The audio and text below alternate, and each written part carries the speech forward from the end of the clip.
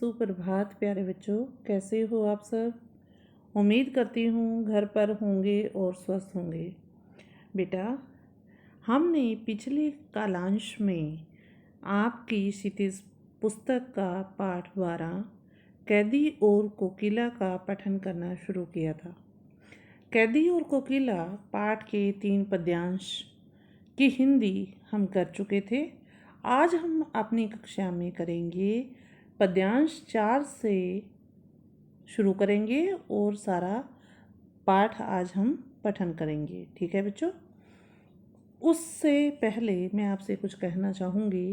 पाठ पढ़ाने से पहले कि आप अपनी क्षितिज की पुस्तक और पेंसिल हाथ में रखिए। जो कठिन शब्द बिटाते रहते हैं उसको रेखांकित करके पेंसिल से उनके अर्थ लिखते जाइए, ताकि आपको जब आप हिंदी समझो कोई भी आपको परेशानी ना हो। ठीक है। पेज नंबर 108, क्षितिज की पुस्तक का पेज नंबर 108 निकाल लीजिए। और कहाँ से पठन शुरू करना है, ये देखिए। क्या हुई बावली अर्धरात्रि को, यहाँ से हमें निकालना है। देखिए, क्या हुई बावली अर्धरात्रि को, चीखी कोकिल बोलो तो, किस दावा नल की ज्वालाएं हैं दिखी, कोकिल बोलो तो। कवि कोयल से कह रहा है कि आप आधी रात में कूक रही हैं। आपने ऐसा क्या देख लिया जो इतनी बावली पगली होकर बोले जा रही हैं, कूके जा रही हैं। ठीक है। क्यों हुई बावली, बावली मीन्स पागल। ठीक है बच्चों। अर्धरात्रि, आधी रात को। दावानल, दावानल क्या होता है, जंगल की आग। ठीक है। अब हम ये 3 मैंने आपको शब्दार्थ बताए हैं, इसको देख लो। बावली मीन्स पागल, अर्धरात्रि मीन्स आधी रात, चीखी मीन्स चीखना, बोलना, दावानल जंगल में लगी हुई आग। इसकी अब हिंदी देखिए। इन पंक्तियों में कवि कोयल से पूछते हैं कि कोयल, तुम तो आधी रात में कभी भी नहीं बोलती थी। क्या तुम पागल हो गई हो जो आधी रात में यहाँ आकर चिल्ला रही हो? या फिर तुमने क्या किसी जंगल में लगी हुई भयानक आग को देख लिया है जो डर कर तुम इतना चिल्ला रही हो? कोयल बोलो तो। कवि बार बार कोयल से यही प्रश्न कर रहा है कि तुम जो इतनी आधी रात में कूक रही हो, तुम्हारे बोलने का क्या कारण है? क्या तुमने जंगल में लगी हुई कोई आग देख ली है, या तुम पगला गई हो, या तुम पागल हो गई हो जो तुम आधी रात को चीख रही हो? आगे देखिए। क्या देख न सकती जंजीरों का गहना, हथकड़ियाँ क्यों ये ब्रिटिश राज का गहना, कोहलू का चर्रक चूं जीवन की तान, गिट्टी पर उंगलियों ने लिखे गान, हूँ मोट खींचता लगा पेट पर जुआं, खाली करता हूँ ब्रिटिश अकड़ का कुआं, दिन में करुणा क्यों जगे रुलाने वाली, इसलिए रात में गजब ढा रही आली। देखिए कितनी अच्छी बात कवि ने बोली है। अब देखिए, गिट्टी, गिट्टी क्या होता है बच्चों, पत्थर, जो आपने अभी पढ़ा है। आली मीन्स सखी। अब इसकी हिंदी हम पढ़ेंगे। क्या देख ना सकती जंजीरों का गहना। इन पंक्तियों में कवि कहते हैं, क्या तुम मेरे हाथों में पड़ी इन जंजीरों को देख नहीं पा रही हो? उनके हाथों में क्या थी, हथकड़ियाँ, उनके बारे में बात है। ये मेरे हाथों में जो जंजीरें पड़ी हुई हैं, जंजीरों का गहना, हथकड़ियाँ क्यों, यह है ब्रिटिश राज का गहना। ये मेरे हाथों में जो जंजीरें पड़ी हुई हैं, यह जंजीरें नहीं हैं, ये ब्रिटिश राज के द्वारा मुझे पहनाए गए गहने हैं। कोहलू का चरक हूँ जीवन की तान, अर्थात स्वतंत्रता सेनानियों के लिए ये जंजीरें नहीं बल्कि अमूल्य गहने हैं। मैं इसको गहने समझकर पहन रहा हूँ। यहाँ पर माखनलाल चतुर्वेदी ने जेल में अपनी दिनचर्या के बारे में बता रहे हैं और कहते हैं, देखिए आगे। कोहलू का चर्रक हूँ जीवन की तान, गिट्टी पर उंगलियों ने लिखे गान। वो कहते हैं कि कोल्लू के चलने से जो आवाज़ आती है वह अब वही हमारी जिंदगी का गीत बन गया है। जिस प्रकार कोल्हू चलाते हुए आवाज़ें आती हैं, वो जो आवाज़ आ रही है वही हमारी जिंदगी का गीत बन चुका है। हूँ मोठ खींचता लगा पेट पर जुआं, खाली करता हूँ ब्रिटिश अकड़ का कुआं। बड़े बड़े पत्थरों को तोड़कर छोटी छोटी गिट्टियाँ बनाते हैं। कवि कहता है कि उन गिट्टियों पर हमारी उंगलियों के निशान कुछ इस तरह से पड़ गए हैं, ऐसा लगता है मानो हमने इन गिट्टियों पर स्वतंत्रता के गीत उकेर दिए हों, उकेरना मीन्स लिख दिए हों। खाली करता हूँ ब्रिटिश अकड़ का कुआं, दिन में करुणा क्यों जगे रुलाने वाली, इसलिए रात में गजब ढा रही आली। कवि आगे कहते हैं कि हम अपने पेट पर जुआं बांध कर, मोट क्या होता है, चमड़े का एक थैला, ठीक है, जिसमें कुएं में डालकर पानी निकाला जाता है, से पानी निकालकर ब्रिटिश राज की अकड़ का कुआं धीरे धीरे खाली कर रहे हैं। यानी वो भले ही हम पर कितना अत्याचार क्यों न कर लें, लेकिन हमें अंदर से नहीं तोड़ सकते, और न ही हमारे अंदर की जो देशभक्ति की भावना हमारे दिल में है उनको कम कर सकते हैं। धीरे धीरे ही सही, लेकिन एक दिन हम इस अंग्रेजी शासन को उखाड़ कर फेंक देंगे। ठीक है। कवि कोयल को अपना दोस्त मानते हुए कह रहा है, क्योंकि लास्ट में जो लाइन है, दिन इसलिए रात में गजब ढा रही आली। कवि कोयल को अपना दोस्त मानते हुए कह रहे हैं, हे सखी, शायद तुम दिन में इसलिए नहीं गाती हो कि कहीं तुम्हारी वेदना जो दुख है, वो आवाज़ जो दुख भरी है कोई सुन ना ले, हमारा दिल करुणा से न भर जाए, या हम कमज़ोर ना पड़ जाएं, इसलिए तुम आधी रात में हमें ढाढ़स बंधाने आई हो, इसलिए तुम दिन में नहीं बोलती हो। ठीक है छात्रों, आगे चले, समझ आ रहा है ना बेटा? आगे चलिए। इस शांत समय में अंधकार को बेद हो रही क्यों हो, कोकिल बोलो तो चुपचाप मधुर विद्रोह बीज, इस भांति बो रही हो क्यों, कोकिल बोलो तो।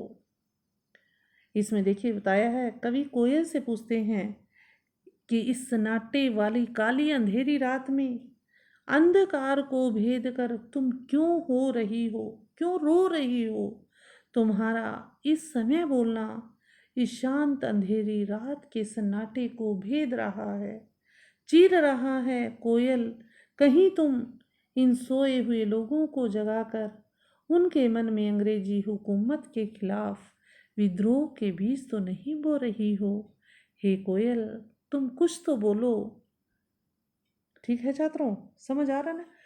ये जो कविता है बिल्कुल सिंपल है, ठीक है, लेकिन इसके भाव को समझना है कि कवि जेल में बंद है, आज़ादी से पहले की लड़ाई है, और कोयल अर्धरात्रि आधी रात में चीख रही है बाहर दीवार पर, और उसको अपनी सखी मानकर कवि उसको क्या क्या बताता है और क्या क्या उनके साथ वार्तालाप करता है। अब आगे देखिए।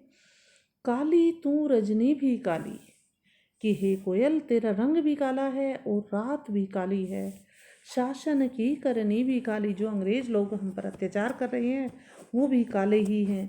काली लहर कल्पना काली, मेरी काल कोठरी काली, टोपी काली कमली काली, मेरी लोह श्रृंखला काली, पहरे की हूँ कृति की व्याली, तिस पर है गाली ए लाली।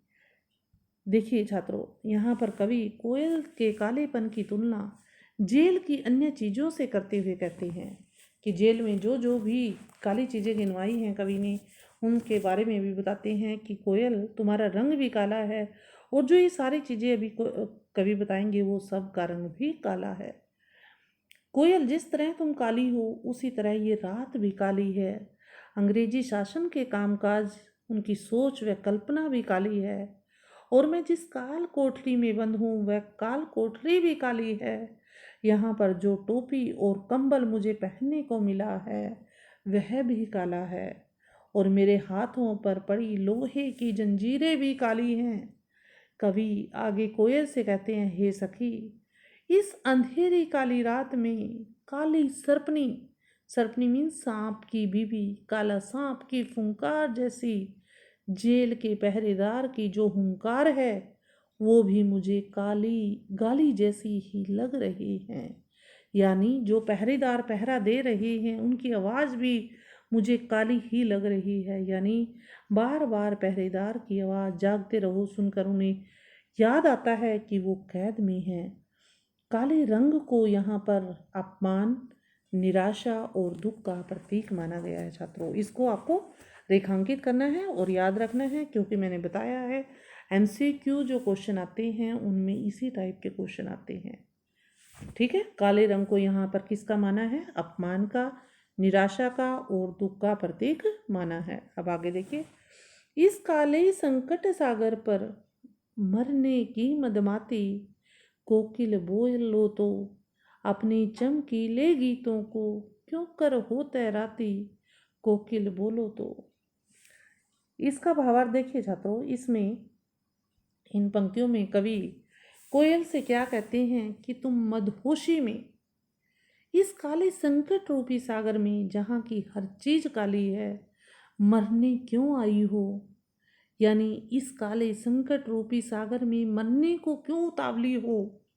कोयल, तुम तो बहुत सुरीला गाती हो, बहुत मधुर गाती हो, लेकिन तुम अपने उन चमकीले सुरीले गीतों को इस संकट रूपी सागर में क्यों तैरा रही हो। यानी यहाँ क्यों अपने सुरीले गीत को गा रही हो। हे कोयल, तुम बोलो तो, बताओ तो, कुछ तो बताओ।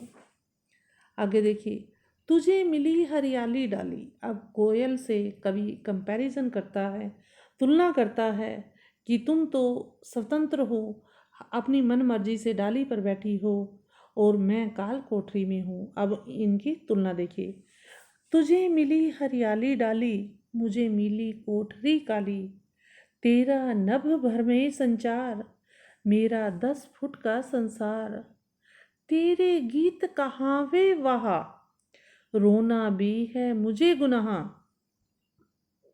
देख विषमता तेरी मेरी, बजा रही तिस पर रणभेरी। इसमें बताया है कि तुलना की है कवि में, बताते हैं कि कोयल, मुझसे तो तुम ही अच्छी हो, कम से कम तुम स्वतंत्र हो और मैं जेल में हूँ। तुम अपनी इच्छा से कहीं भी जा सकती हो, लेकिन मैं ऐसा भी नहीं कर सकता, मैं तो 10 फुट की कोठरी के अंदर पड़ा हुआ हूँ। अब इनकी हिंदी सुनिए छात्रों। इन पंक्तियों में कवि कोयल से कहते हैं, तेरी और मेरी परिस्थितियाँ बिल्कुल अलग अलग हैं, तेरी और मेरी हालात अलग अलग हैं। मैं गुलाम हूँ और तू आज़ाद है। तुम हरे भरे पेड़ों की एक डाली से दूसरी डाली पर घूम सकती हो और मैं इस काल कोठरी में बंद हूँ। तुम्हारे लिए तो पूरा आकाश खुला हुआ है, तुम पूरे आकाश में कहीं भी उड़ सकती हो और मेरे पास तो सिर्फ एक 10 फीट की छोटी सी एक अंधेरी काल कोठरी है जिसके अंदर मैं अपना जीवन बिता रहा हूँ। कोयल, जब तुम गीत गाती है तो लोग वाह वाह करते हैं, लेकिन यहाँ पर मेरा रोना भी गुनाह माना जाता है। तेरे मेरे जीवन में इतनी विषमताएं होने के बावजूद भी, विषमताएं मीन्स भिन्नताएं, विभिन्नताएं होने के बावजूद तू यहाँ आकर रणभेरी, रणभेरी क्या होता है छात्रों? युद्ध की ललकार का बिगुल बजा रही हो। अब लास्ट काव्यांश देखेंगे। इस हुंकृति पर अपनी कृति से और कहो क्या कर दूं, कोकिल बोलो तो मोहन के व्रत पर प्राणों का आसव किसमें भर दूं, कोकिल बोलो तो।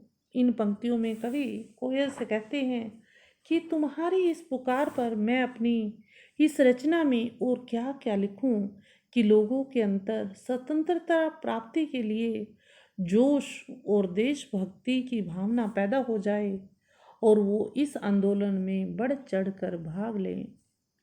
कवि आगे कहते हैं कि मोहनदास करमचंद गांधी जी ने जो भारत माता को स्वतंत्र कराने का व्रत लिया है, उसके लिए मैं अपनी कविताओं से किसके प्राणों में अमृत भर दूं। यानी अपनी कविताओं के माध्यम से लोगों के अंदर ऐसा जोश भर सकूं कि वो इस आंदोलन में अपने प्राणों की आहुति देने को भी तैयार हो जाएं। जैसे अमृत पीकर लोग अमर हो जाते हैं उसी प्रकार शहीद होकर भी लोग अमर हो जाते हैं। छात्रों, आपने कैदी और कोकिला जो कविता है इसकी हिंदी सुनी। उम्मीद करती हूँ कि आपको ये समझ आई होगी। मैंने आपको समझाने के लिए बिल्कुल एक सारांश में पहले बताया, फिर इसकी हिंदी आपको बताई कि किस प्रकार स्वतंत्रता संग्राम से पहले की ये कविता है। देशभक्ति के लिए, अपने देश को आज़ाद कराने के लिए किस प्रकार कवि जेल में बंद हो जाते हैं, और जब जेल में बंद हो जाते हैं अंग्रेज लोग उन पर अत्याचार करते हैं। इसी बीच जो कोयल है वो आकर किस प्रकार काल कोठरी के बाहर बैठ जाती है। अर्धरात्रि में वो बोलती है, कोयल उसको अपनी सखी मानता है, और उसका जिस प्रकार अपने मित्र को आप अच्छी और बुरी सारी खबर बता देते हो, उसी प्रकार कवि भी कोयल को अपने मन की बातें बता रहे हैं। और अंत में कहते हैं कि आपका रंग जो काला है, जो मेरे ऊपर जो अंग्रेज लोग अत्याचार करते हैं, या मुझे जो लोहे की सांगलें पहनाई हुई हैं, हथकड़ियाँ पहनाई हुई हैं, उन सब का रंग भी काला है। तुम मुझसे ज़्यादा स्वतंत्र हो, तुम कहीं भी जा सकती हो, लेकिन मेरा तो एक छोटा सा संसार है। मैं 10 फीट की कोठरी में रहता हूँ, मैं कहीं भी नहीं जा सकता हूँ, लेकिन मैं एक कविता के माध्यम से लोगों तक संदेश पहुँचाना चाहता हूँ कि सभी के अंदर देशभक्ति की भावना पैदा हो, सभी अपने देश के लिए मरे। जिस प्रकार गांधी जी ने अपने प्राणों की आहुति दे दी इसीलिए, और वो अमर हो गए, उसी प्रकार हम भी शहीद होकर अपने देश के लिए अमर हो जाना चाहते हैं। ठीक है छात्रों, आपने इस पाठ को ध्यानपूर्वक सुना। उम्मीद करती हूँ आपको सारा समझ आया होगा। अगर नहीं आया है तो बेटा आप दोबारा भी पूछ सकते हो, लेकिन आपके मन में किसी प्रकार की शंका नहीं रहनी चाहिए। धन्यवाद छात्रों, अपने ध्यान रखना और स्वस्थ रहना। ठीक है, अगली कालांश में एक नए प्रकरण के साथ फिर आपसे मुलाकात होगी। तब तक आप इसका पठन करते रहिए। धन्यवाद।